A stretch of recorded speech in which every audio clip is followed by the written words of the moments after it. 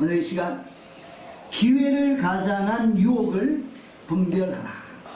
기회를 가장한 유혹을 분별하라 라는 제목으로 하나님의 말씀을 증거합니다. 여러분들은 지난 한 주간 어떤 관심사를 가지고 살았습니까? 우리가 어떤 관심이 있을 때 그 관심사가 내 머릿속에서 떠나지 아니하는 것을 보게 됩니다. 내가 스포츠에 관심이 있으면 항상 스포츠를 보게 되고 스포츠에 관심을 가지게 됩니다. 꽃에 관심 있는 사람은 항상 머릿속에 꽃 모양, 꽃 향기 내가 떠나지 않습니다. 여러분들 어떤 관심사를 가지고 있습니까? 관심을 가지는 그 대상, 그 물건에 대해서 집착하게 되고 그와 관련된 소식들, 소문들을 듣게 되어집니다. 우리가 어떤 음성을 듣고 어떤 소식을 듣게 되느냐가 우리의 인생을 결정합니다. 지금 사울이 오직 다윗을 죽이고자 하는 관심밖에 없었어요. 그렇죠? 사울에게는 어떤 다른 소리도 들리지 않았어요. 오직 사울의 관심사는 다윗이었어요. 그러니까 밤새 다윗만 생각합니다.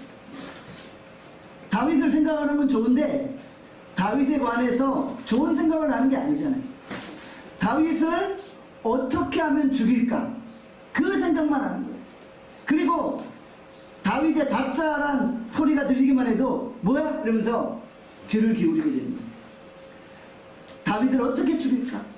다윗이 어디 있을까? 거기에만 관심을 가집니다. 사무엘상 24장 1절에 보니까 이렇게 말씀합니다. 우리 사무엘상 24장 1절 한번 읽습니다. 시작. 어떤 사람이 그에게 말하여 이르되 보소서 다윗이 엔게디 광야에 있더이다. 사울의 관심은 오직 다윗이었어요. 그렇죠? 다윗의 다짜만 들려도 다윗 이러면서 귀를 기울이기 시작합니다. 그런데 어떤 사람이 다윗이 엔게디에 있다라는 소식을 알려줍니다. 그 소식이 들린 거예요. 사울이 어떻게 했겠어요? 가만히 있겠어요? 아니죠. 정예 부대, 특공대를 모아서 다윗을 잡으러 갑니다. 특공대 3,000명을 불러 모으고 이제 다윗을 잡으려고 엔게디 광야로 가고 있는 것이죠.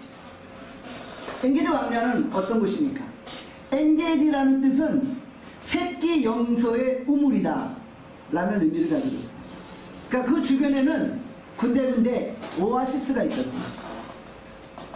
엔게디 황무지에 오아시스가 있으니 그곳에서 물을 얻을 수 있잖아요.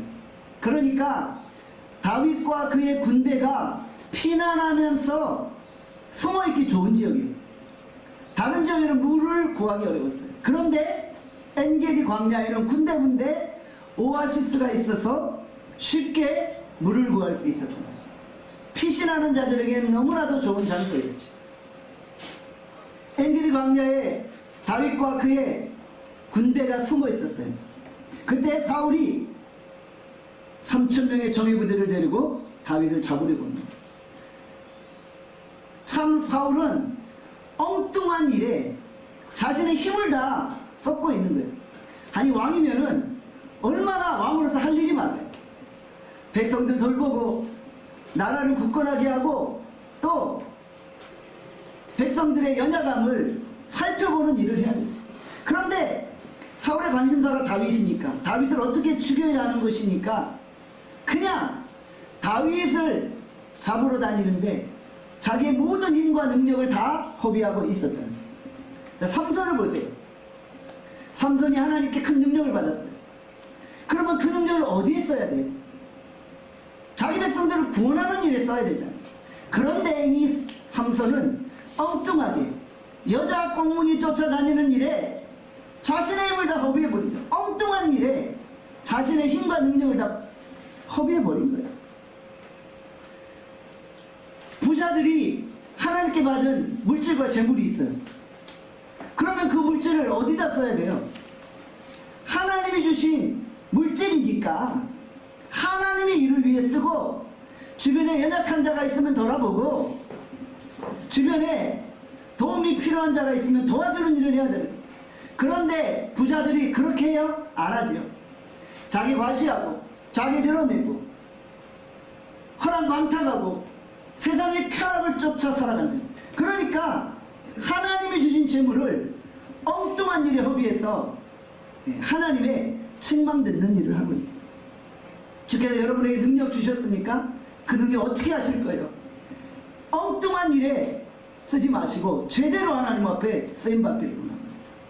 사울이 하나님이 주신 왕권과 권위와 능력을 하나님의 나라를 강건하게 하는 일에 사용했다면 하나님께 큰 칭찬을 받았을 것입니다. 사울이 엔게디 광야를 헤매고 다녔어요. 다윗 찾으려고. 그런데 갑자기 배가 아픈 거예요. 배탈이 난 거예요. 그리고 근처에 보니까 어떤 굴이 있었어요. 그 굴로 들어갑니다. 사무엘상 24장 3절의 말씀입니다. 3절 같이 읽습니다. 시작. 길가 양의 우리에 이른즉 굴이 있는지 사울이 뒤를 보러 들어가니 다윗과 그의 사람들이 그 굴 깊은 곳에 있더니 엔게디에 오아시스가 있다 그랬죠. 그러니까 피신한 사람들도 거기에 숨기 좋았고 오아시스가 있으니까 양들이 거기에 머물고 있었던 거예요. 사울이 엔게디를 지나다가 갑자기 뒤를 보러 들어갑니다. 이게 무슨 의미예요? 뒤를 본다 이런 의미가 아니라 배가 아팠던 거예요. 배탈이 나서 화장실 가려고 큰 거 보려고 이제 굴에 들어가는 거예요. 근데 그 굴 속에 누가 있었어요? 다윗과 그의 사람들이 숨어 있었던 거예요. 아무리 왕이라도 화장실 갈 때는 무방비로 가요. 화장실 들어가면서 옆에 누구 이렇게 데리고 들어가지 않아요. 그냥 무방비 상태로 굴 속에 들어갔던 거예요. 그런데 웬일입니까? 그 굴 안에 누가 있었어요? 다윗과 그의 군대가 있었던 것입니다.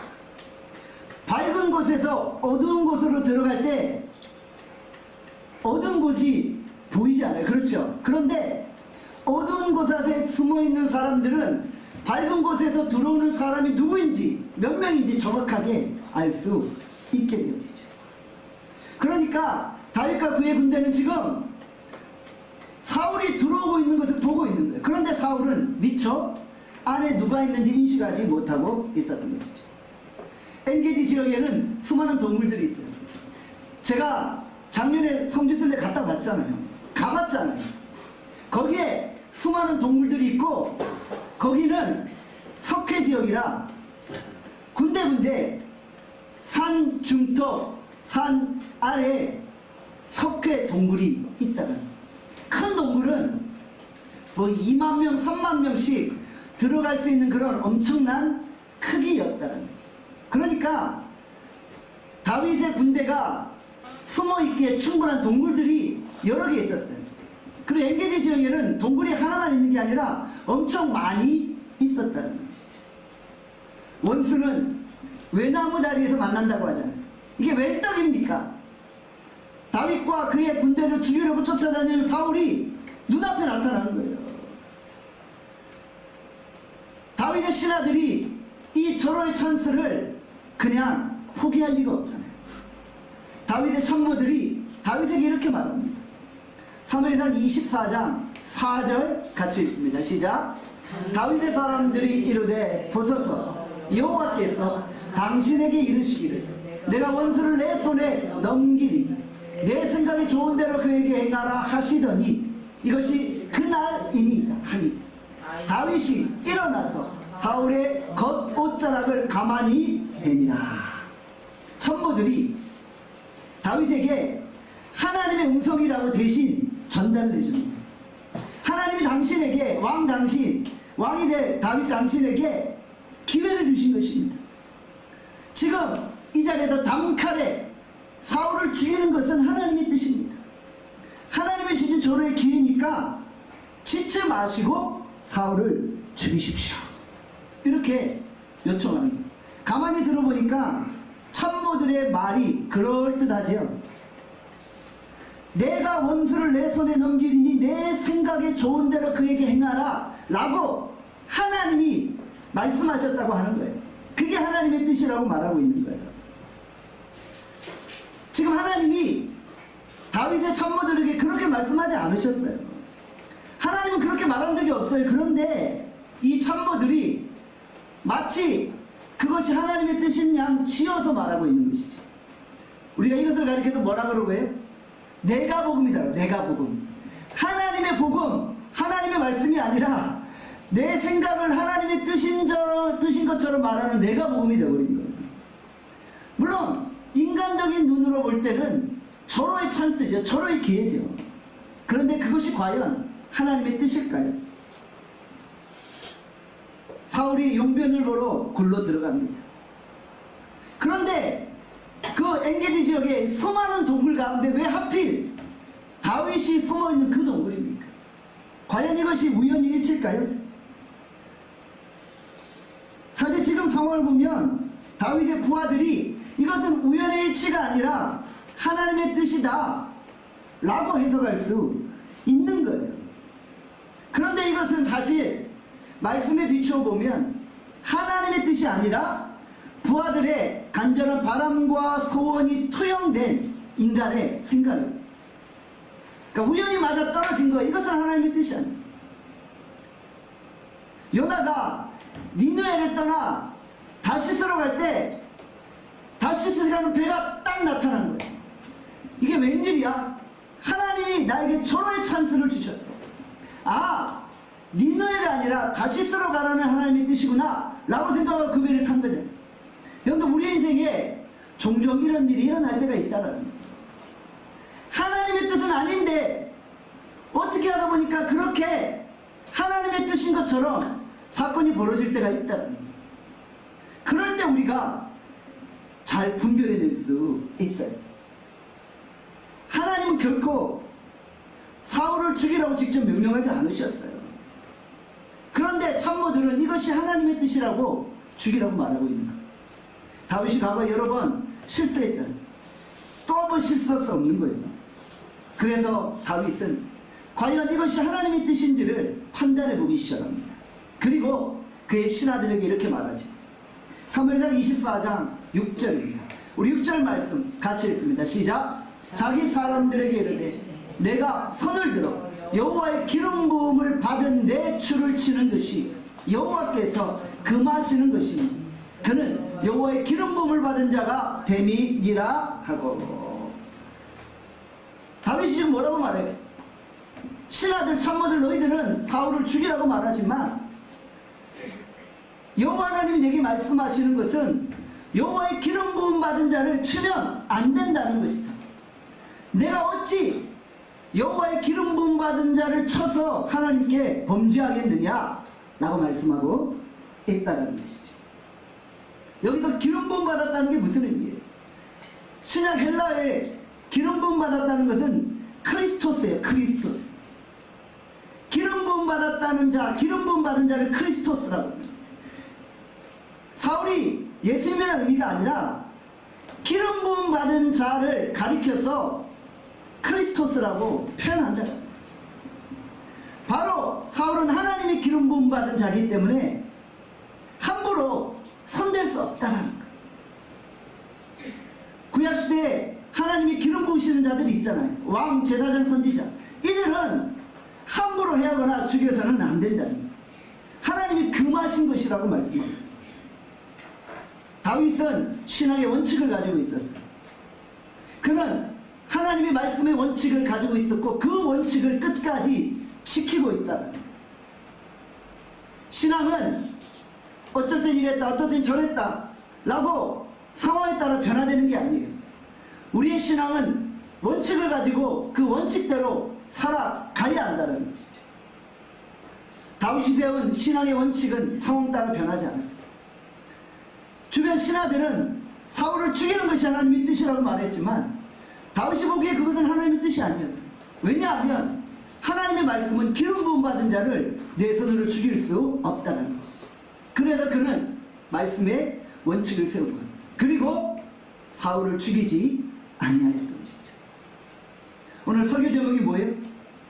기회를 가장한 유혹을 분별해내라. 여러분들 이것이 기회가 아니라 유혹이라는 것을 우리가 기억해야 돼요. 하나님이 나에게 하나님께서는 절호의 기회를 주신 것이 아니라 내가 이 상황에서 하나님의 말씀을 지킬 것인가 아니면 상황에 따라 원칙이 바뀔 것인가를 판단하는 하나님의 시험이라는 것을 우리가 기억해야만 한다는 것이죠. 사울은 다윗을 죽이려고 온 땅을 찾아다녔잖아요. 다윗의 목숨은 풍전등화와 같이 위태로웠잖아요. 다윗이 무슨 잘못을 한 것도 아니었잖아요. 그렇지만 다윗은 사울을 죽여서는 안 된다는 것이죠. 그리고 사울의 옷자락만 가만히 베어버렸던 거예요. 다윗은 광야 생활 중에도 하나님의 말씀의 원칙을 깨지 않았어요. 그는 말씀에 의존하고 말씀대로만 살아가고자 했다라는 것이죠. 히브리서 10장 30절에 뭐라고 말씀합니까? 히브리서 10장 30절에 있습니다. 시작. 원수가 없는 것이 내게 있으니 내가 갚으리라고 하시고. 원수가 없는 거 누구에게 있어요? 하나님께 있는 거예요. 여러분들, 우리의 대적이라고 할지라도 우리가 함부로 손대지 않는 거예요. 하나님이 아시고 하나님이 필요하면 심판하시는 거예요. 하물며 하나님이 기름 부어 세운 자를 우리가 감히 어떻게 함부로 해할 수 있겠습니까? 여러분들, 이것이 말씀의 원리고 이것이 다윗의 신앙이었던 거예요. 다윗은 이 말씀의 원칙을 분명히 세운 거예요. 그래서 내가 여기서 단칼에 사울을 죽이면 이 도피 생활은 끝나고 자기가 이스라엘 왕으로 등극할 수 있었지만 그것이 하나님의 뜻이 아님을 알고 있었다는 것이죠. 하나님께 맡기고 하나님께서 해결하실 때까지 기다리고 있었던 것이죠. 우리가 보기 참 답답하죠. 다윗 참 답답하다라고 생각할 수 있지만 이것이 바로 다윗의 위대함이었다. 상황에 따라 원칙을 깨지 않았다. 여러분들, 오늘 우리가 이런 신앙을 가지고 있습니다. 이런 모습을 하나님 인정해 주셨잖아요. 만약 여러분들이 이런 상황이었다면 어떻게 하셨을 거예요? 어떻게 하시면 좋았을 거예요? 사울을 죽이는 게 좋을까요? 아니면 옷자락만 가만히 베는 게 좋을까요? 아니면 옷자락도 안 베고 그냥 가만히 숨어 있는 게 좋았을 거예요? 여러분들, 우리가 상황에 따라 자꾸 자기 중심적으로 하나님의 뜻을 판단하는 경우가 있다. 분명히 하나님은 아니라고 했는데 그런 비슷한 기회가 오잖아요. 아, 우리 하나님의 말씀에 예외도 있는 거야. 이거는 하나님이 나에게 주는 절호의 기회니까 이것은 해야 되라고 우리가 판단할 때가 있다는 거죠. 우리가 사울처럼 나를 대적하는 자를 향해서 말씀의 원리를 끝까지 지켜낼 수 있을까요? 사람은 모든 상황에서 자기 중심적으로 판단하고 행동할 때가 있다는 거죠. 내가 원하는 대로 판단하고 행동하고 이것이 하나님의 말씀이냐 외칠 때 이것이 내가 복음이 되어진다는 것이죠. 사울이 굴에 들어온 것은 기회가 아니라 유혹입니다. 기회를 가장한 유혹이 다윗에게 임한 것입니다. 어찌 보면 하나님이 이것을 통해 다윗을 테스트해 보시는 것일 수도 있어요. 다윗이 이 상황에도 정말 말씀의 원리를 지키는가, 아니면 인간적인 방법으로 사울을 죽이고 왕이 되려고 하는가. 다윗은 뜻을 정하였어요. 원칙을 정한 거예요. 그리고 말씀의 원칙대로 살아가고자 했던 것이죠. 사무엘상 24장 5절의 말씀입니다. 5절 말씀 같이 읽도록 합니다. 시작. 그리한 후에 사울의 옷자락 뱀으로 말미암아 다윗의 마음이 찔려. 다윗이 사울을 죽이지 않았을 뿐만 아니라 그 옷자락을 벤 것으로 말미암아 찔렸다고 했어요. 다윗의 양심이 살아있는 것. 이런 고귀한 양심이 어디 있습니까? 지금 나를 죽이러 가는 자가 눈앞에 있는데 아니 옷자락 정도는 배도 괜찮잖아요. 근데 그것조차도 자기가 마음이 찔린 거예요. 이거 하나님이 원하시는 일은 아니야. 사울의 옷자락 베는 것도 하나님이 기뻐하시는 일은 아니야 라고 양심이 찔려 회개하고 있는 거예요. 양심이 화인 맞은 것이 아니라 양심이 살아요. 여러분들, 하나님의 사람은, 성령의 사람은 우리의 양심이 살아있어요. 그래서 성령의 사람은 길 가다가 쓰레기 하나 버리려고 해도요, 순간 양심에 찔려요. 아, 이거 버리면은 하나님이 기뻐하지 않으시겠지. 사소한 그런 행동 하나하나도 마음에 찔림이 있는 거예요. 그래서 하나님 보시기에 정말 무엇이 옳은지를 판단하고 행동하는, 이것이 양심이 살아있는 거예요. 다윗이 그런 일이에요. 결국 사울은 이제 용변을 보고 나서 자기 길을 가고 있어요. 다윗이 사울이 멀리 가 있음을 보고 이제 자신이 안전하다는 걸 느꼈죠. 그리고 멀리서 사울을 부릅니다. 사무엘상 24장 11절의 말씀입니다. 우리 11절 말씀 같이 읽습니다. 시작. 내 아버지여 보소서. 내 손에 있는 왕의 옷자락을 보소서.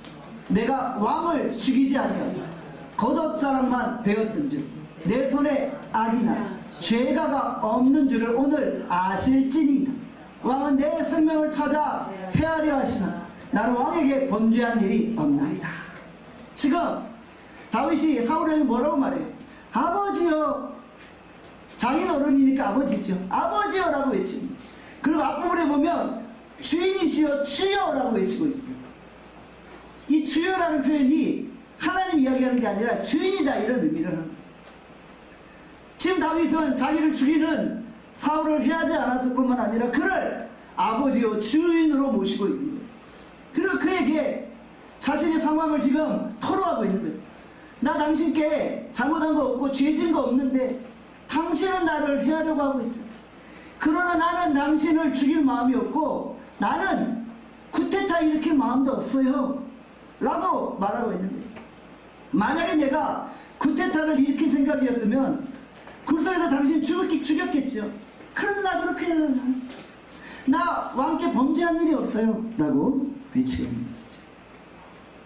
이렇게 다윗의 반응을 본 사울은 어떤 행동을 취하고 있습니까? 사울이 눈물을 흘리며 다윗에게 자신의 연약함을 토로하고 있는 거예요. 사무엘상 24장 16절에서 17절의 말씀입니다.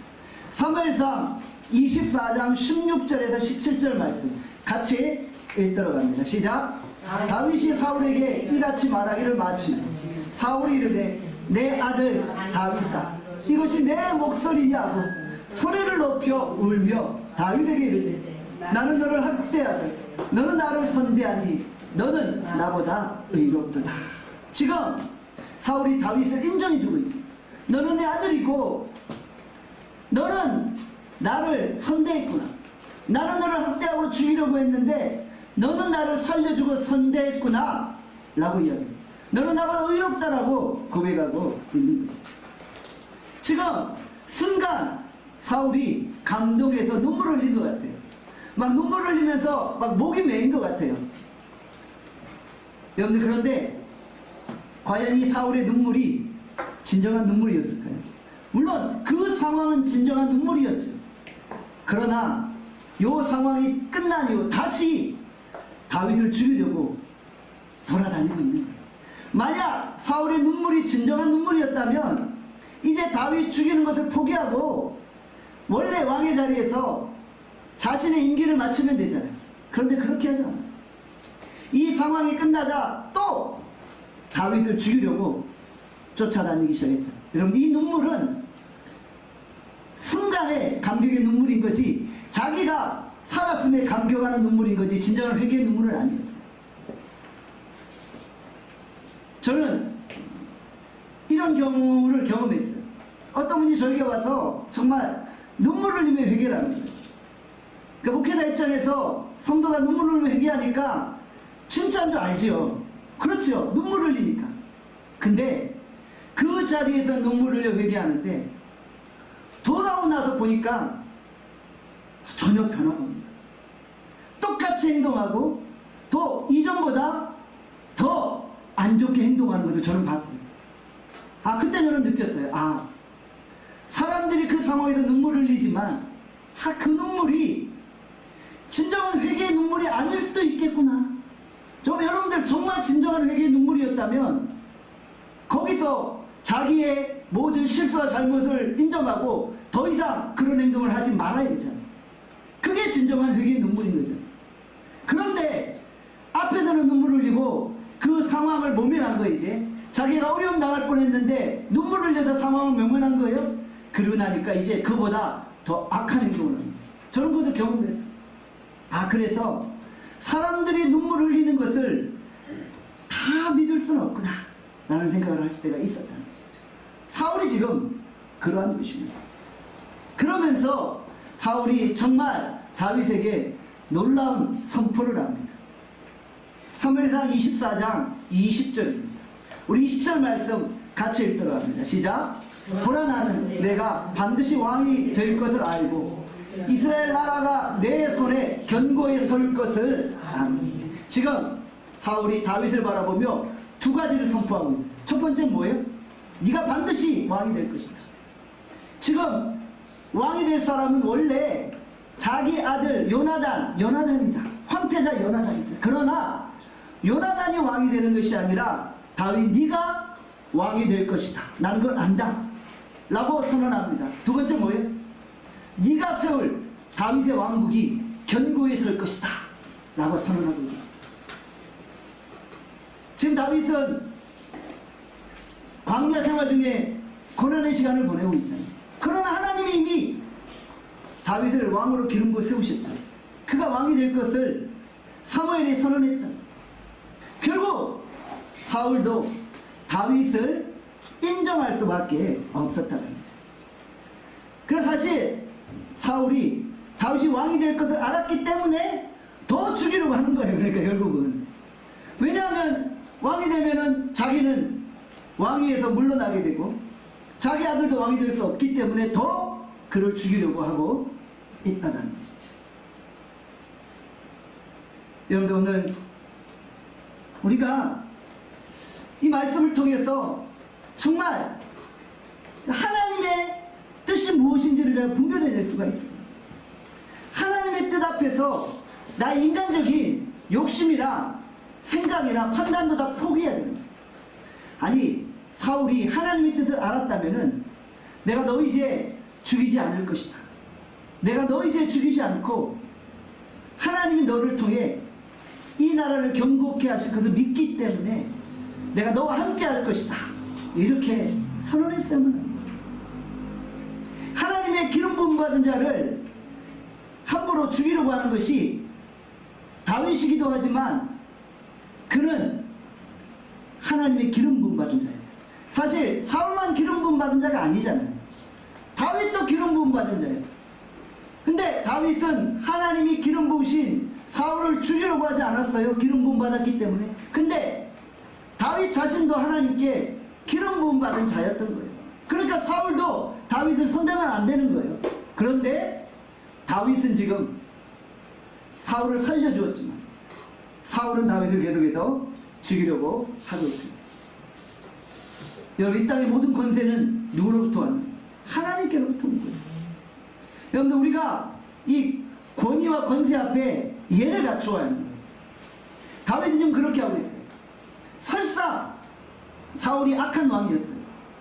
자기를 죽이려고 하는 왕이었어요. 그렇지만 그는 하나님이 세우신 권세에 대해 순종하고 있다는 거예요. 여러분들 내 마음에 들지 않는 권세가 있어요. 여러분들 이 세상에 정치하는 자들 보면 참 마음에 안 들 때가 있잖아요. 이번에 미국 대통령 누가 됐나요? 트럼프가 됐잖아요. 그런데 트럼프를 마음에 들어하는 사람도 있지만 마음에 들어하지 않는 사람도 있잖아요. 그러나 그 권세를 누가 세운 거예요? 하나님이 세운 거예요. 그러면 우리가 그 권세와 권위에 대해서 존중하는 거예요. 내가 원치 아니하는 지도자가 세워졌을지라도 하나님이 그를 세우셨으면 우리가 그 권위를 인정할 수 있어야 된다는 거예요. 로마서 13장 1절에서 2절의 말씀입니다. 우리 같이 로마서 13장 1절에서 2절이 있습니다. 시작. 각 사람은 위에 있는 권세들에게 복종하라. 권세는 하나님으로부터 나지 않음이 없나니 모든 권세는 다 하나님께서 정하신 바. 그러므로 권세를 거스르는 자는 하나님의 명을 거스름이니 거스른 자들은 심판을 자취하리라. 모든 권세가 누구로부터 왔어요? 하나님께로부터 왔어요. 여러분 오늘 우리 믿는 자들은 이 하나님의 말씀을 붙들어야 돼요. 이 땅의 지도자들, 대통령과 모든 위정자들은 하나님이 세우신 거예요. 우리가 그들의 권세 앞에 순종하고 복종합니다. 독재자는 하나님이 안 세웠나요? 아니요. 사악한 독재자도 결국 하나님이 세우시고 하나님의 주권 가운데 있다. 사도 바울이 로마의 그 핍박하는 황제들, 그들을 바라보며 이 말씀을 기록을 한 거예요. 여러분들, 로마의 황제들이 기독교인들을 잡아 죽이고 사자굴에 집어넣고 핍박했잖아요. 그렇지만 사도 바울은 그 당시 그리스도인들을 향하여서 권세는 하나님께로부터 왔기 때문에 그 권세에 복종하라고 말씀하고 있다는 것이죠. 지금 다윗이 그러하잖아요. 하나님이 사울을 세운 것이요. 여러분들, 하나님이 사울을 세웠기에 사울이 왕이 된 거잖아요. 이것은 어느 누구도 부인할 수 없는 사실이에요. 그러면 다윗 자신이 비록 2대 왕으로 기름 부음 받았을지라도 자기가 왕이 되기 전까지는 하나님이 사울을 왕으로 세우셨음을 기억하고 그 권위에 순종한, 함부로 사울을 죽여서는 안 된다. 오늘 우리가 이 말씀의 원칙을 가지고 있어요. 이 시대는 포스트 모던 시대예요. 권위가 무너지고 권위를 거부하는 시대인 거예요. 정치권에서 마찬가지예요. 하나님이 세우신 권위에 대해서 여러분들 부정하고 도전하려고 하는 시대라는 거예요. 고위 공직자들, 사장님, 학교 선생님, 또 교수님, 교회에서는 목회자, 가정에서 부모님, 하나님이 세우신 권세라는 거예요. 그 권세에 관해서 우리가 순종할 수 있어야 됩니다. 여러분들, 우리가 어떤 힘이 생겼어요. 그리고 그 힘으로 나의 원수를 보복할 수 있는 기회가 생깁니다. 힘도 있고 기회도 생겼어요. 그럼에도 불구하고 그 사람을 손대지 않는 거예요. 그 사람을 손대는 것은 기회가 아니라 유혹이라는 것을 우리가 기억합니다.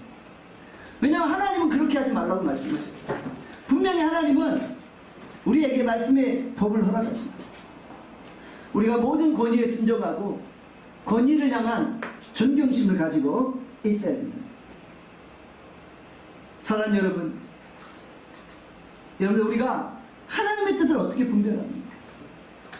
하나님이 마치 나에게 기회를 주신 것처럼 우리가 생각할 때가 있지만 그것이 기회가 아니라 유혹이라는 사실을 기억합시다. 저는 본문 보면서 다윗이 여기서 마지막으로 최종 합격점을 받았구나 라는 생각을 해요. 만약에 여기서 다윗이 사울을 죽였다면 하나님이 불합격을 내리셨을 수도 있어요. 그런데 여기서 최종 합격점을 받은 거예요. 다윗을 보니까 다윗이 내가 기름 부은 사울을 손대지 않는구나, 합격이다 라고 해서 다윗을 이스라엘 2대 왕으로 세우셨다는 거죠. 여러분들, 기회가 아니라 사단이 우리에게 가져다준 유혹일 수 있음을 우리 인정합시다. 그리고 지금 내가 처한 상황이 기회인지 유혹인지 분별해낼 수 있기를 바랍니다. 여러분, 오늘도 우리가 나의 생각을 하나님의 뜻이냐 가장하지 않기를 원합니다. 그리고 그 말씀에서 아니라고 하는 것은 죽었다 깨어나도 아닌 거예요. 이 말씀의 원칙 여러분들 지키고 나아갈 수 있기를 주님의 이름으로 축원합니다. 기도하겠습니다. 사랑과 자비의 은혜가 풍성하신 하나님, 오늘 우리가 하나님 앞에 진정 원칙을 세우고 말씀의 원리를 따라 살아가기로 결단합니다. 우리가 때때로 상황에 따라서 원칙을 깨고 하나님의 말씀이 아닌데도, 내 생각인데도 하나님의 말씀인 것처럼 판단하고 행동할 때가 있습니다. 주님, 우리가 기회를 가장한 유혹에 빠지지 않게 하여 주시옵소서. 이것이 하나님이 내게 주신 기회인지 아니면 사단의 유혹인지를 분별해낼 수 있는 지혜를 허락하여 주시옵소서. 모든 권세는 하나님께로부터 왔습니다. 사악한 지도자라 할지라도 그 지도자는 하나님이 세우실 것입니다. 우리가 그들의 권위를 인정하고 하나님이 세우신 권위에 대해 우리가 존경할 수 있게 하여 주시옵소서. 원수가 없는 것은 주께 있다 말씀하셨습니다. 우리가 주께서 원수 갚으실 줄을 믿고 잠잠히 하나님의 뜻을 구하고 기다리게 하여 주시옵소서. 이번 한 주간 우리가 무엇에 관심을 가지고 어떤 음성을 듣겠습니까? 하나님, 우리가 우리에게 주어진 힘을 엉뚱한 곳에 쓰지 않게 하여 주시고 하나님의 일에 귀를 기울이고 하나님의 일에 관심을 가지고 그것에 집중할 수 있도록 인도하여 주시옵소서. 성령께서 이번 한 주간도 우리를 지키시고 보호하여 주시기를 원하옵고 예수님의 이름으로 기도합니다. 아멘.